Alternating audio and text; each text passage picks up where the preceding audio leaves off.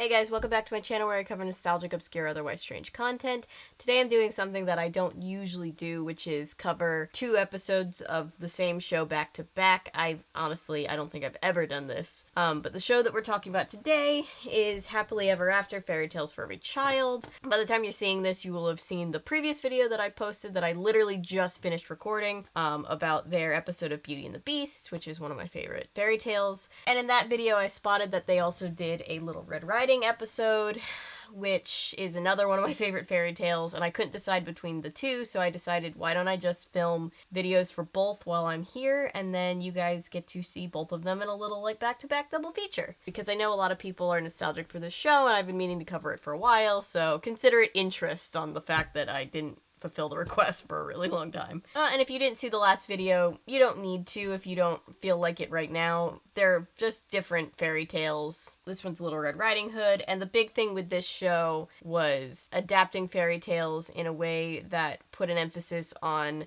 representation for all children so that all children can see themselves in media, which I think is a super important thing. We really need more things like that. But anyway, just to catch you up on what we're talking about, let's just jump into it. Once upon a time, in a land of lotus trees and bamboo forests, there lived a little girl known as Little Red Happy Coat. So we're introduced to Little Red Riding Hood, or Little Red Happy Coat, as she's called in this version. She lived with her mother and father, whom she called Mama and Baba.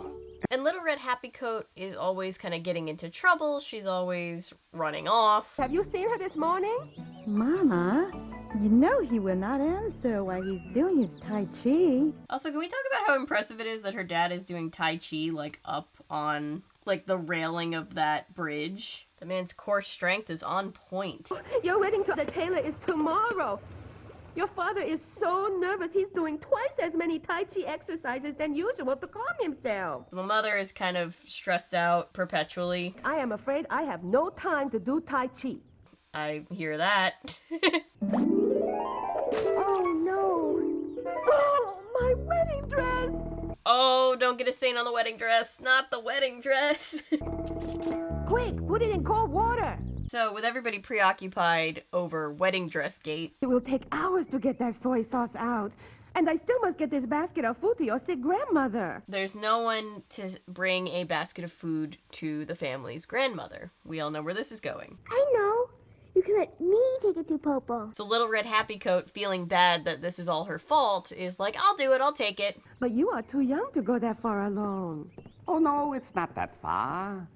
Maylie walked there when she was no older than Little Red Happy Coat.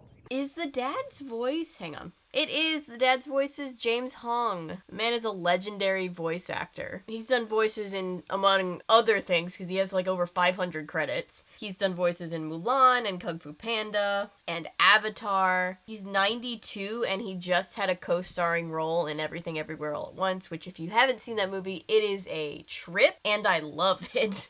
I haven't seen a movie that engaged my whole brain so effectively in a really long time, if ever. But getting back to this, All right, Little Red Happy Coat. You may take the basket to your grandmother, but you must promise to go quickly and stay on the path. her mother agrees to let her take the basket of food to her grandmother if she promises to stay on the path. Oh, thank you, Mama. Thank you. I promise. I'll go straight there and come right back. Narrator's voice, she will not. And by today, he was not feeling so ferocious. He was just feeling hungry. So there's a big, bad, scary wolf in the woods. Mama had more reason to be concerned than she knew.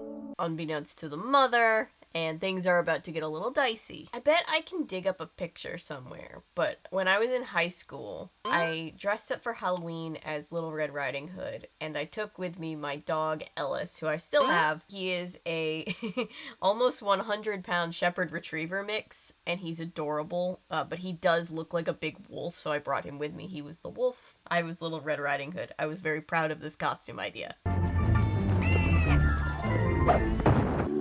Pipe down, stomach, or we'll never get anything to eat.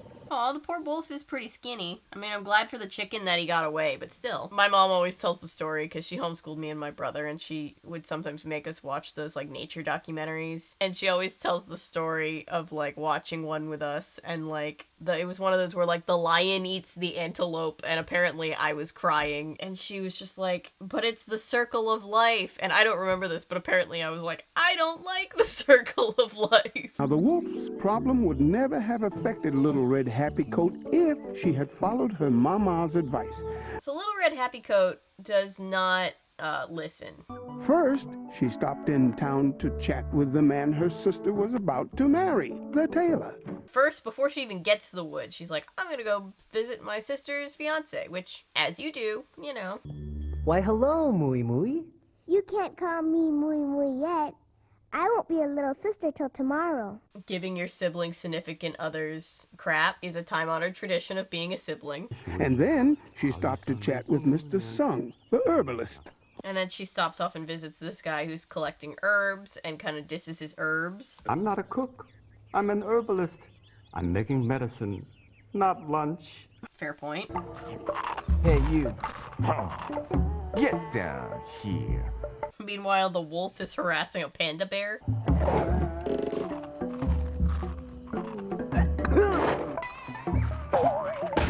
The panda bear seems wholeheartedly unbothered. Wait a minute. That sounds like lunch. There's an old Sylvester and Tweety cartoon where Sylvester looks at Tweety and says, "Hello, breakfast." Hello, breakfast. And I quote that all the time, and that's what it reminds me of. And the dangerous beasts never go near it. I take offense at that description. That wolf really is in his villain era. You have to respect it. Good day, Little Red Coat. She's on the path for all of 2 seconds before the wolf starts messing with her. We woodland creatures have such sensitive ears. All the better to hear you with. But how did you know I'm called Little Red Happy Coat? Stranger danger, street smarts. We wolves eat nothing but nuts and berries, and the occasional little morsel. So the wolf wants to eat Little Red Riding Hood and her grandmother, so he's trying to give her bad directions. Middle of the forest, you say? Hey, I know a shortcut. What's the over-under on this having a dark ending? Probably small because it's for children. Like, you wouldn't want to traumatize them. But there are some traumatizing endings to Little Red Riding Hood. No, I guess I better not. I might get lost. You see, that Popo is sick, and I'm bringing some treats for her. After trying and failing to give her bad directions, he kind of pulls like a fake psychic thing and starts like cold reading. I think I know your grandmother. She, has the house on the hill with the green tile roof. To like get information about the grandmother from Little Red Happy Coat. Are you hungry? Vanished. I haven't eaten anything all day. A truly terrifying Freudian slip. I wouldn't dream of eating your grandmother's food. Yeah, not until it's inside of the grandmother's stomach, and then he'll just eat the whole grandmother. It's like when you go to Panera Bread and you get the bread bowl, and you can eat the bread bowl too. That is easily the worst analogy I've ever made. I'm sorry. I am not a little girl. I'll be 8 next month. You'll be 8 today. Oh, the wolf's got jokes. Now, off to the woods you go, and enjoy your walk. So after parting ominously with the wolf... Birds and trees, they sing.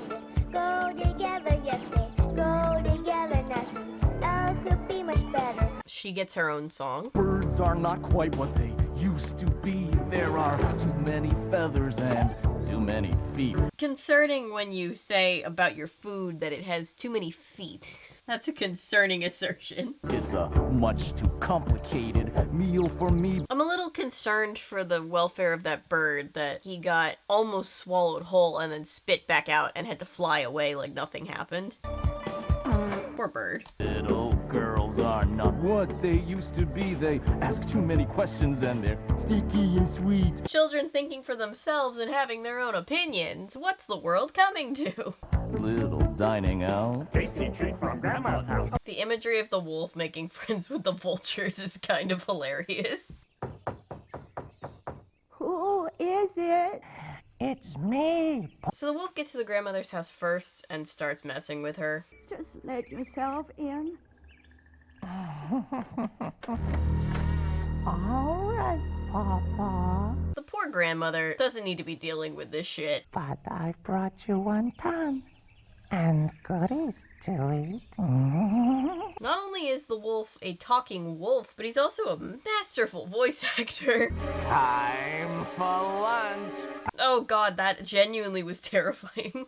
The wolf was so hungry that he devoured poor Popo in a single gulp. So the grandmother gets eaten. Gruesome, I know. And who might you be, my dear? I am Little Red Happy Coat. So meanwhile, Little Red Happy Coat meets a woman that is not her grandmother. Why don't I brew us a lovely spot of tea and see what the tea leaves tell us about you? She gives her some tea and reads her tea leaves. Don't forget to take some tea for your grandmother. I see here that she's having someone for lunch. Oh, this lady's got jokes too. Or is it the other way around? Damn. She soon reached her grandmother's house. So, showing up to her grandmother's house, being that the grandmother is, let's say, not present at this time. Are you asleep? No, dear, just resting. The wolf dresses up like the grandmother to try to fool Little Red Happy Coat. Your voice sounds terrible. Everyone's a critic. Oh god. But, Popo, you've changed since I last saw you. It's the illness, dear. Come on, girl. You know that's a wolf. What big ears you have. Well, all the better to hear you with. So upon not being able to distinguish a wolf from her actual family member, The better to eat you with. the wolf tries to eat her, she throws some flowers at him, and she runs out the door. You're not like Popo. You're not my real wolf, grandmother. Now I'm ready for dessert. Oh, no, you don't. Wow, Little Red Riding Hood is badass in this version. She kicks the shit out of that wolf. She locks him out of the house. Once again, the greedy wolf swallowed his prey whole. He manages to swallow Red Riding Hood whole. Fortunately, Little Red Happy Coat had stalled long enough for Mr. Sung to arrive. Then the herbalist that she was talking to a little while ago shows up. Ow! Get us out of here. This would be so traumatic. Imagine if this happened to you. I mean, get me out of here. I'm tired of being sick in bed. And this dude is like, what's going on? And he can hear them talking from inside the wolf's stomach. Horrifying. For I can make an herbal remedy that will cure you once and for all. So he gives him an herbal remedy, I don't feel so good. which just really induces vomiting. I think we all know where that's going.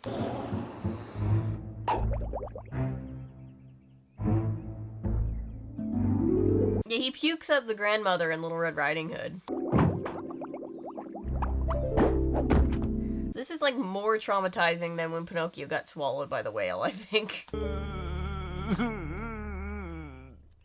Oh, thank you, Mr. Sun. Yeah, he has to give her her glasses back because the wolf stole them after he ate her. Insult to injury. Oh, Popo, it was my fault the wolf came here. And so she's like, sorry, grandmother, I didn't listen to mom, and this would have not happened without that, which, I don't know if that's technically true. Mother told me not to leave the path. I guess she did leave the path, but, like, the wolf did enter the path to then try to scam a child, so, you know, I don't know. I trust you have learned your lesson. But anyway, lessons have been learned. I almost forgot. Your lunch. Grandmother gets her food. Will you not join us for lunch, Mr. Sun? Thank you. And then Mr. Sun joins them for lunch. I will take the wolf far away from here. And then I think it's implied that he's gonna kill the wolf. Poor wolf. For when he woke up on the other side of the mountain, he had no desire to return. Oh no, he just dumped him on the other side of the mountain. She continued to be daring and inquisitive, but she learned not to take foolish chances. And so, Little Red Happy Coat is still a very inquisitive child. She's just a little bit more street smarts now, and everybody lives happily ever after. They lived happily ever after. The end. Very cute. This episode and the episode that we covered in the other video were both very good. I like the way that they interpret fairy tales. And yeah, all around I think it's a pretty solid cartoon. I can see why so many people have fond memories of it. Do you have a favorite episode? What is it? Let me know about it in the comments. But right now I'm going to leave you here. Thank you for being here. Thank you for watching, liking, commenting, subscribing, sharing. Everything you do to support this channel means the world to me. I don't know when you're seeing this. You might actually be seeing this on the channel's 2-year anniversary. I cannot believe it, but I have been doing this for 2 years now. And I just want to say a really sincere thank you to every one of you who's been here to support me on this ride. Whether you got here today or you've been here the whole time. I really appreciate you. So here's to the next year of content. If you're new here and you're a fan of nonsense, maybe consider sticking around because I post nonsense all the time. And remember, my name is Avery. I'm a YouTuber if you say so, because thanks to you guys, this is technically a YouTube channel. Bye.